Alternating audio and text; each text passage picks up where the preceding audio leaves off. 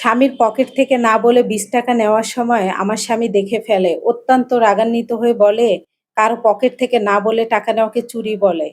এটাও কি তোমার বাবা-মা শিখায় নাই? হাজার, হাজার টাকা খরচ করে আমি বাড়িতে চোর পুষতেছি।" আমার স্বামী আরো বলে, "আমার আফসোস হচ্ছে আমি কেমন একটা মেয়েকে বিয়ে করেছি। এই বিষয়টা আমি তোমার বাবাকে জানাবো। তবে পরবর্তীতে যদি কখনো আমি এমন দেখি, এই বাড়িতে তুমি ১ মিনিটও থাকতে পারবে না। ঘাড় ধাক্কা দিয়ে তোমাকে বের করে দিব।"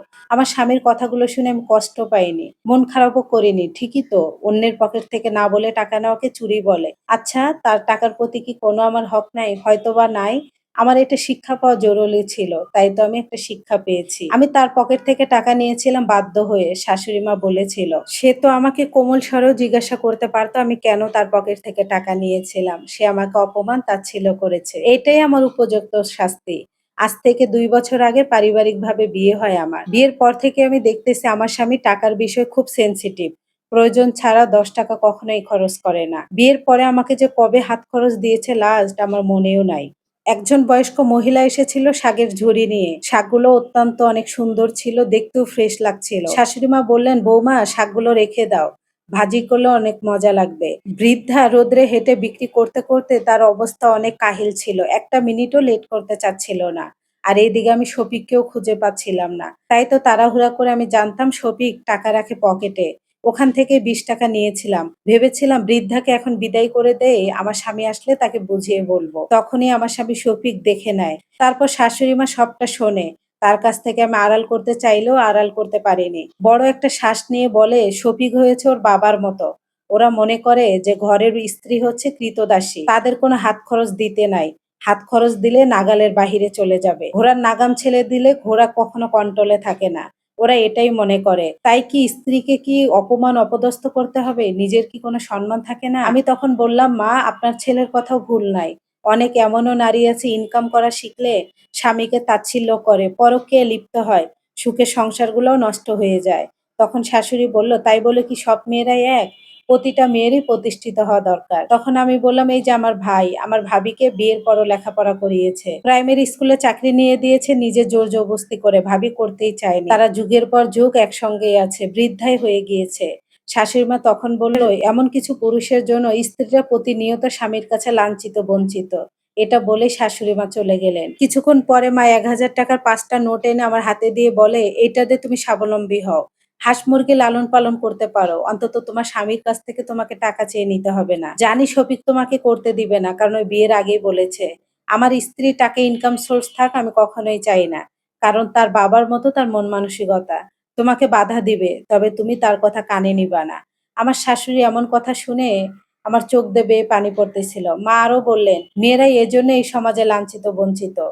আমার শাশুড়ি কথাটা মাথায় রেখেই আমি খাবার টেবিলে রাত্রে কথাটা উঠালাম। আমার স্বামী শফিক শুনেই বলে, "কেন তোমাকে ইনকাম করতে হবে? আমার ইনকামের টাকায় কি সংসার চলতেছে না?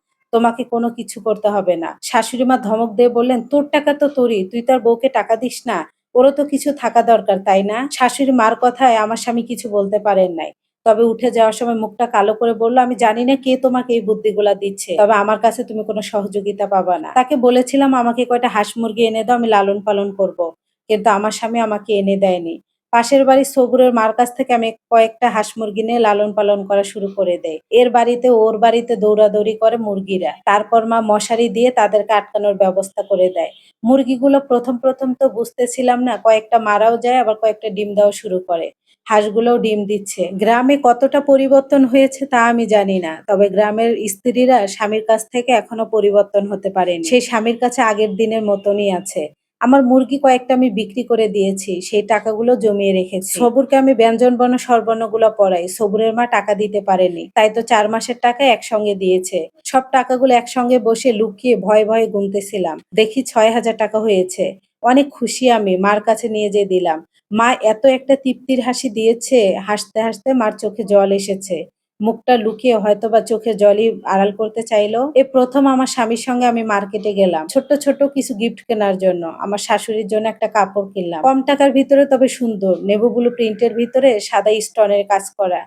আমার স্বামীকেও একটা শার্ট কিনে দিয়েছি। সে কিনতে চায়নি। আমি জোর করেই দিয়েছি। তবে আমি এই ইনকামের টাকা পেয়ে আমার স্বামীও খুশি, এটা সে মুখে বলেনি। তবে তার অবস্থা দেখে আমি বুঝতে পারতেছিলাম। সবাইকে গিফট গুলো দিয়ে অনেক খুশি। এভাবেই আমার চলতেছিল। স্বামীরা সবসময় মনে করে স্ত্রী যদি প্রতিষ্ঠিত হয় তাহলে সে আমার নাগালের বাহিরে যাবে, খারাপ হয়ে যাবে।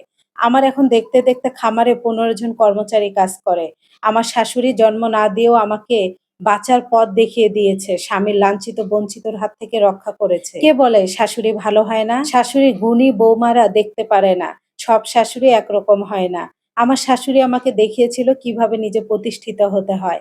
আজ আমার শাশুড়ি নাই। আমার শাশুড়ি পৃথিবীর মায়া ত্যাগ করে চলে গিয়েছে।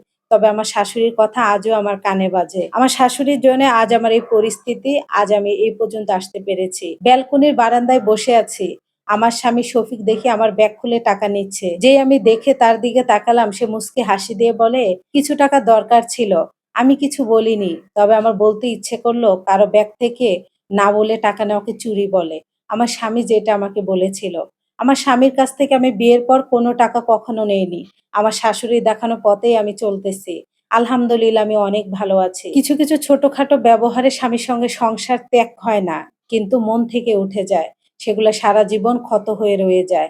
আমার শাশুড়ির মতো শাশুড়ি আমি ভাগ্য গুণে পেয়েছি। আমারও একটা ছেলে সন্তান হয়েছে। আমি চাই আমার শাশুড়ির মতো আমি শাশুড়ি হতে। যেন আমার বৌমা আমাকে নিয়ে গর্ব করে বলতে পারে। এইটা একটা আপুর লাইফ হিস্টোরি, আর এখান থেকে অনেক কিছু শিখার আছে।